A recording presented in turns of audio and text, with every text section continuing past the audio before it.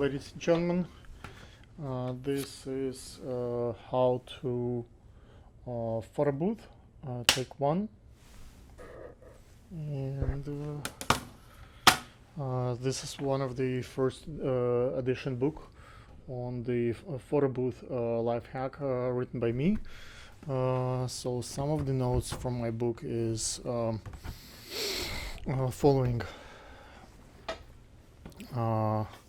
It covers various subjects, like our perspective as the photo booth attendant, as the photo booth manager, as the photo booth owner, as the client. So I'm looking at this from various points of view and from my personal experience.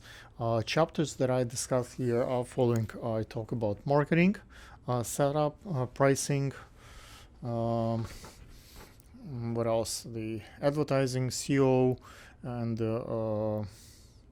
troubleshooting. What else? What to do during, after, before, safety reasons and stuff like that. So let me give you a couple of pointers from the book. As far as the good context suggestions, get the phone numbers and emails for the DJ and MC and photographers and venue owners, catering company if it's not a restaurant, so they can hire you, and those connections could be useful. Get a Wi-Fi name and password in advance, so you don't have to do it when you come to the place. They might not know or not have the right person at the time. You can set up a software prior to the event, so you have the script ready with the client, so those things will save time. Setup time, you need to find the best spot at the venue for the booth. Ask them where they would suggest, and consider, because the wires is important, so no one falls. Safety matters. You need to consider where the best light will be. So you want to use your light, but also you might take advantage of the venue light, especially if you film with the folks who have dark skin. The better light really makes a difference. You need to care about the power source and cord extension. So not every place have lots of power stations, so bring quite a few different ones. So you need to charge your printer, your camera, and maybe some phone and stuff, lights. You do not want to give much chance for the people to knock off the booth, so make sure that you kind of cover the station so it's not on the way of the crowd when people are moving. I talk in the book about the pricing of the services. Let's say if Lady Gaga comes to the event, and probably I would be willing to do the event for free, to just advertise to her and talk to her. If it's average Joe, I will have average pricing. If the weather conditions can be also considered, if it's cold in the winter, it's rain, so to carry equipment there, it's somewhere far in the park, those things matters. Do they require insurance in the venue? Because if you put your plug-in in their lights, and the cables in the wall get burned down, you might have expensive issue with insurance. Bad weather, like a storm, rain, like major national disasters might affect the event, so those things also makes a difference on pricing. Consider those with the cancellation policy and details. If you have a busy location like Midtown Manhattan, and then perhaps you have to charge extra for the parking and tolls and gas and travel time, so make sure that you think if the event is only 2 hours, you might take it 3 hours one way and 3 hours another way, plus maybe an hour or two looking for parking and carrying stuff location. So not all events are the same.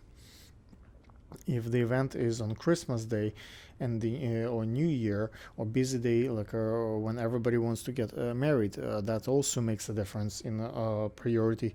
Those days when you can charge full price and or even higher pricing than regular weekdays when there are no gigs for the photo booth. If you book on that day, the client might want to take the job and charge cost that might cancel production.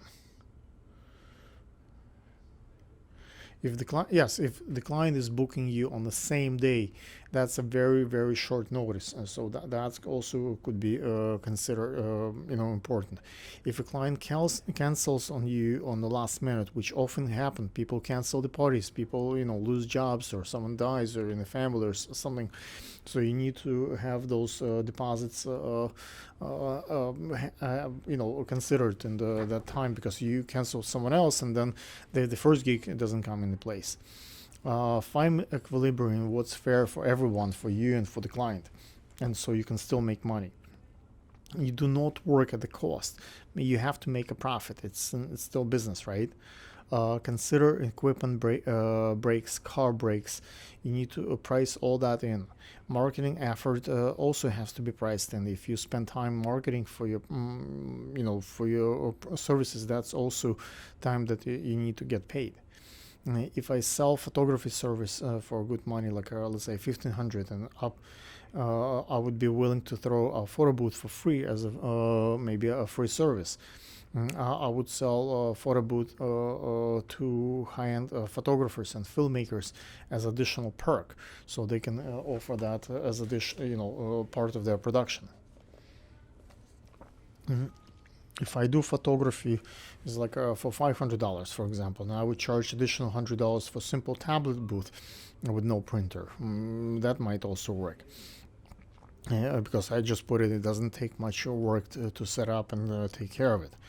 If I would sell it as a standalone service, I might start with the 200 and up, for example. For the printer services, I would charge maybe additional $100, because so basic 2 hours with the printing and DSLR starts like 300 and up. If attendant there, I might charge additional $100 and up. So all those things come into consideration. The props getting burned and used and stolen and broken. So you need to consider all those things when you do the pricing. We can custom price.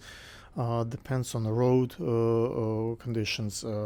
If it's a busy season or particular day, like I kind of covered, it's Christmas.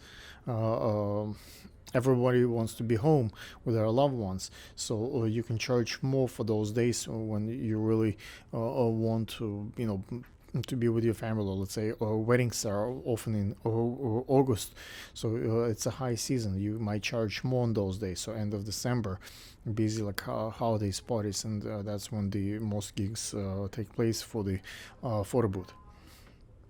As far as the